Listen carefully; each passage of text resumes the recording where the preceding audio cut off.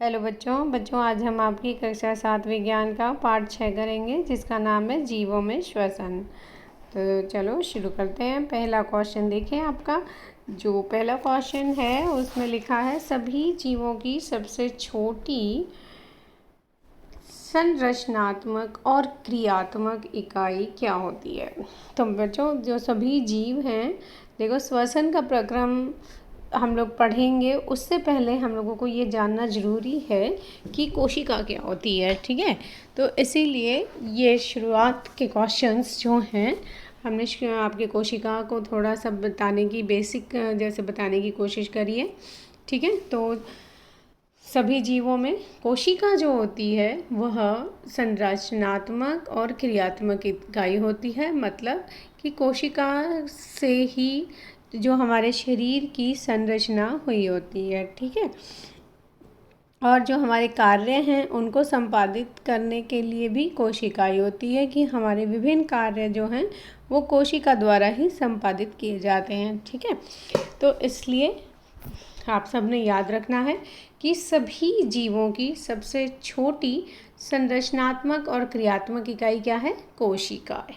ठीक है, इसके बाद जो दूसरा क्वेश्चन है उसमें यही लिखा हुआ है कि सभी जीव कौन सी सूक्ष्म इकाइयों से बने होते हैं। तो आंसर वही है कोशिका। तो सभी जीव किससे बने हैं? कोशिका से बने हैं। तो आप ये इस चित्र की मदद से अच्छे से समझ सकते हैं बच्चों। ये देखें कि जैसे मान लीजिए ये ईंट की बनी हुई दीवार है। ठीक है, तो ये दीवार जो है इसको बनाने के लिए क्या काम आई है? ये ईंट आई है काम। अगर हम अकेले अच्छे से चित्र की बात करें तो ये देखें, आप यहाँ देख सकते हैं इस दूसरे चित्र में कि ये ईंट है। एक एक ईंट से जुड़कर ये इस तरह से ये देखिए दीवार बनी गई है। ठीक है, तो ऐसे ही हमारे शरीर में या सभी सजीवों के शरीर में क्या है? ये कोशिकाएं होती हैं। इनसे मिलकर ये हमारा शरीर बनता है। ठीक है, तो कोशिका जो है वह हम सभी जीवों की, मतलब जीवों में आप जंतु भी लेते हैं और पौधे भी लेते हैं। ठीक है, सभी सजीव जो हैं उनकी संरचनात्मक और क्रियात्मक इकाई जो है वह क्या है? कोशिका। ये कोशिका का अंदर का स्ट्रक्चर है जो अभी हम लोग नहीं पढ़ेंगे, ये आप लोग 8th क्लास में अच्छे से पढ़ेंगे बच्चों। ठीक है, पर अभी आपने इतना जानना ज़रूरी है कि कोशिका जो है वही हमारा शरीर को बना रही है। ठीक है, जैसे कि ये ईंट एक एक ईंट जुड़कर दीवार को बनाती है, उसी तरह से हमारे शरीर में ये एक एक कोशिकाएं जुड़कर क्या बना रही हैं? हमारा शरीर यानी जीव। ठीक, तो अब आपको समझ आ गया होगा कि कोशिका कितनी इम्पॉर्टेंट है। यह हमारी संरचनात्मक और एक क्रियात्मक इकाई है। अब हम लोग आगे देखते हैं अगला क्वेश्चन। देखें अगले क्वेश्चन में जो लिखा है, जीव के शरीर में होने वाले विभिन्न कार्य जैसे उत्सर्जन, पोषण, परिवहन आदि को करने के लिए ऊर्जा कहाँ से मिलती है?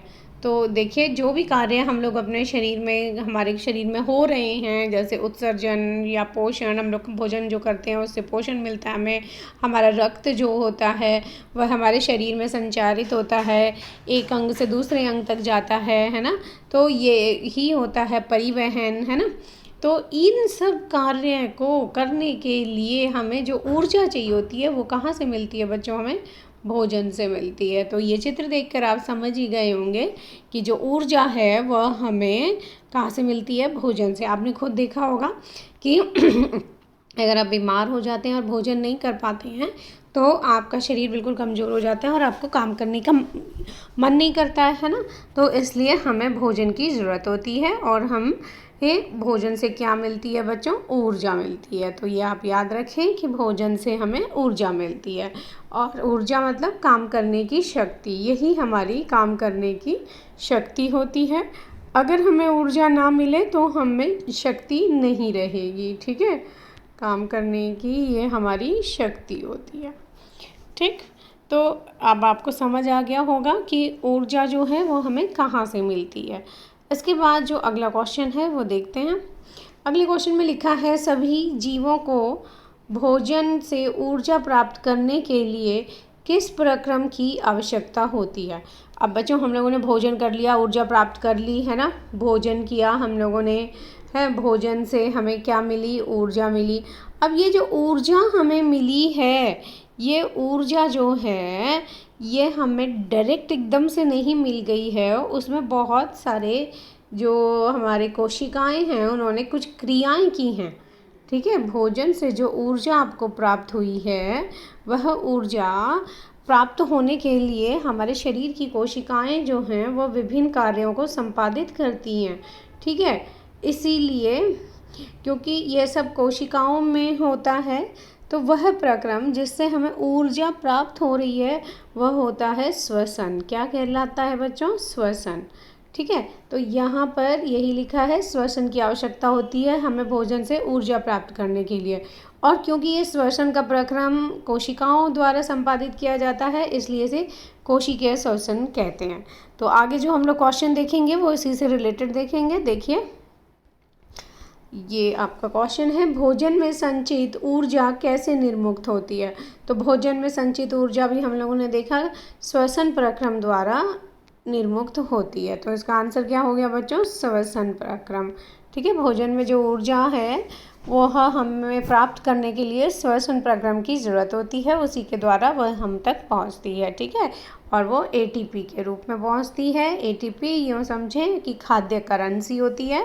जैसे आप लोगों को कुछ भी खाने के लिए कुछ चाहिए होता है तो आप पैसे देते हैं दुकान वाले को, है ना, और फिर आपको सामान मिलता है।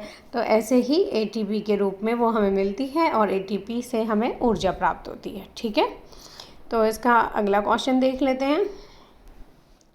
अगले क्वेश्चन में लिखा है कोशिकीय श्वसन किसे कहते हैं? तो अभी मैंने आप लोगों को बताया कि जो श्वसन का प्रक्रम होता है वो कोशिकाओं द्वारा संपादित किया जाता है, तो इसीलिए इसको कह दिया जाता है कोशिकीय श्वसन। अब ये कोशिकीय श्वसन है क्या, इसकी हम परिभाषा अच्छी तरह से जान लेते हैं। तो ये देखिए, इसको बहुत अच्छी तरह से परिभाषा में लिखा गया है कि जीव की कोशिका में भोजन के विखंडन, विखंडन का मतलब है बच्चों टूटना। ठीक है, भोजन का टूटना, जो भोजन का विखंडन के प्रक्रम में ऊर्जा मुक्त होती है। जब भोजन हमारा जो हम लोगों ने खाया होता है वह जटिल पदार्थों के रूप में होता है, वह टूटेगा तो उसके टूटने से क्या मुक्त हो रही है? ऊर्जा मुक्त हो रही है।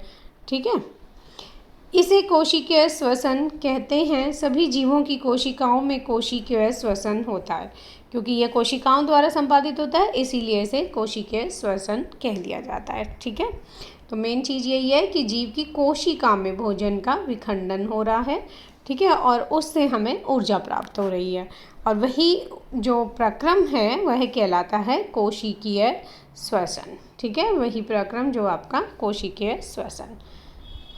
अब आगे देखते हैं अगला क्वेश्चन। अगले क्वेश्चन में यही है कि कोशिकीय श्वसन, बच्चों ये श्वसन से पहले कोशिकीय लिखना भूल गए थे इसलिए इसको ऊपर लिखा है, आप लोग लिख लें इसे, कितने प्रकार का होता है। तो देखें बच्चों, कोशिकीय श्वसन जो है इसको हम दो भागों में बांट सकते हैं। एक है वायवीय श्वसन और दूसरा अवायवीय श्वसन। ठीक है, नाम आप ध्यान रखें, एक में वायवीय लिखा गया है वायवीय श्वसन और दूसरे में केवल अ अक्षर जो है वह बढ़ा दिया गया है अवायवीय श्वसन। ठीक है, तो ये हमारा कोशिकीय श्वसन के दो प्रकार हो गए, वायवीय श्वसन और अवायवीय श्वसन। इस आ को आपने भूलना नहीं है। ठीक, अगला देखते हैं क्वेश्चन। अगले क्वेश्चन में पूछा गया है कि वायवीय श्वसन किसे कहा जाता है? ठीक है, तो अब आप देख सकते हैं बच्चों कि यहाँ वायवीय श्वसन, थोड़ा नाम से अंदाज़ा हो सकता है आपको कि यहाँ वायु की उपस्थिति होगी। ठीक है, वायु की उपस्थिति का मतलब है कि यहाँ वायु में उपस्थित ऑक्सीजन। ठीक है, तो जो श्वसन की जो प्रक्रिया हो रही है वो किस में हो रही है? ऑक्सीजन की उपस्थिति में। ठीक है, तो आपने याद रखना है कि यहाँ ऑक्सीजन की उपस्थिति है। तो एक बार हम लोग परिभाषा पढ़ लेते हैं, उसके बाद आपको अच्छे से और समझा देंगे। तो देखें, परिभाषा में लिखा है कोशिका के अंदर। ठीक है, कहाँ हो रहा है? ये कोशिका के अंदर हो रहा है।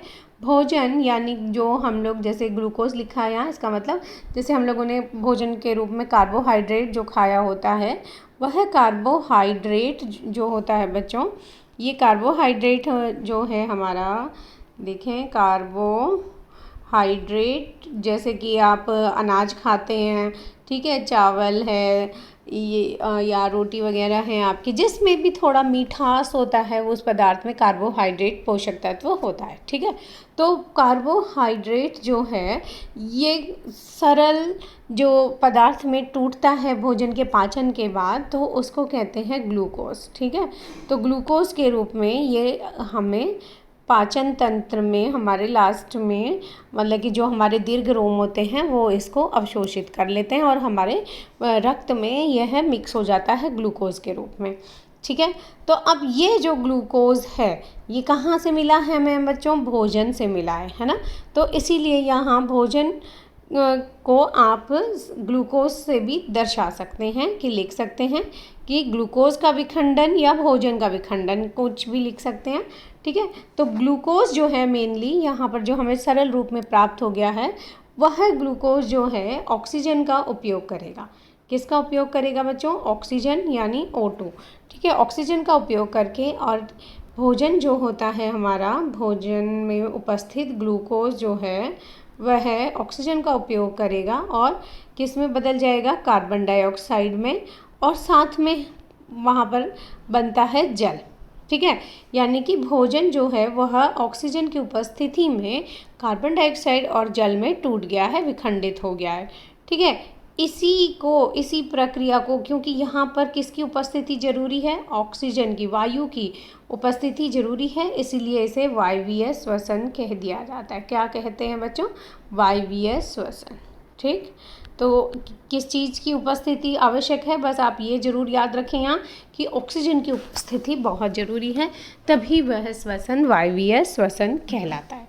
ठीक, तो अब एक बार परिभाषा अच्छे से देख लेते हैं। कोशिका के अंदर भोजन ग्लूकोज जो है ऑक्सीजन का उपयोग करके कार्बन डाइऑक्साइड और जल में विखंडित हो जाता है। जब ग्लूकोज का विखंडन ऑक्सीजन के उपयोग द्वारा होता है तो यह वायवीय श्वसन कहलाता है।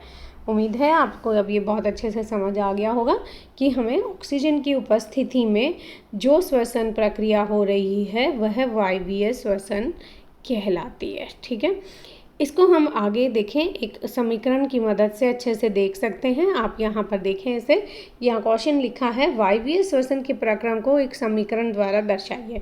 तो ये देखें, अभी हम लोगों ने करा था ग्लूकोज। ठीक है, ग्लूकोज जो होता है C6H12O6 के रूप में हम इसे लिख सकते हैं, अगर हम इसका सूत्र लिखें तो। और यहाँ हमारे पास ऑक्सीजन की उपस्थिति जरूरी है, O2। ठीक है, ग्लूकोज जो है उसका विखंडन हो रहा है किसकी उपस्थिति में? ऑक्सीजन की उपस्थिति में। और हमें क्या मिल रहा है? CO2 कार्बन डाइऑक्साइड, प्लस में H2O, ये H2O जल, और प्लस में ऊर्जा जो है वो हमें ATP के रूप में मिलती है। ठीक है, आप यहाँ ऊर्जा भी लिख सकते हैं, आपके लिए ऊर्जा ही लिखना ज़्यादा अच्छा रहेगा अभी। ठीक, तो ये हमारी ऊर्जा करेंसी है। तो ये आपने देखा कि जो वायवीय श्वसन है उसको हम एक समीकरण द्वारा दर्शा सकते हैं। ग्लूकोज जो है वह ऑक्सीजन की उपस्थिति में श्वसन प्रक्रम होगा उसका, और वह विखंडित हो जाएगा किसमें? कार्बन डाइऑक्साइड और जल में, और इस प्रक्रम में ऊर्जा जो होती है वह निर्मुक्त होती है। ठीक है, और इसी प्रक्रम में ऊर्जा का निर्मुक्त होना होता है, और यह प्रक्रम क्या कहलाता है? वायवीय श्वसन। ठीक, अब हम अगला क्वेश्चन देख लेते हैं। अगले क्वेश्चन में जो लिखा है अवायवीय श्वसन, वह हमारा अवायवीय श्वसन किसे कहा जाता है? तो अब आप समझ ही गए होंगे, अवायवीय श्वसन का मतलब है कि ऑक्सीजन की अनुपस्थिति। तो यहाँ देखें लिखा है, ग्लूकोज का विखंडन जब ऑक्सीजन की अनुपस्थिति में होता है तब यह प्रक्रम अवायवीय श्वसन कहलाता है।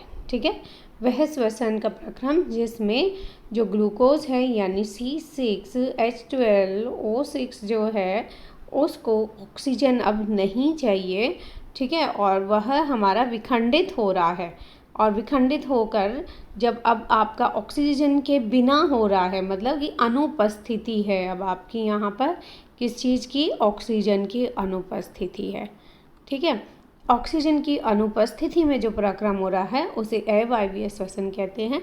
आप इसे एक समीकरण द्वारा अच्छे से समझ सकते हैं। ये देखिए यहाँ पर इसका ये समीकरण भी लिख दिया गया है कि जो अवायवीय श्वसन है उसको एक समीकरण द्वारा दर्शाएं।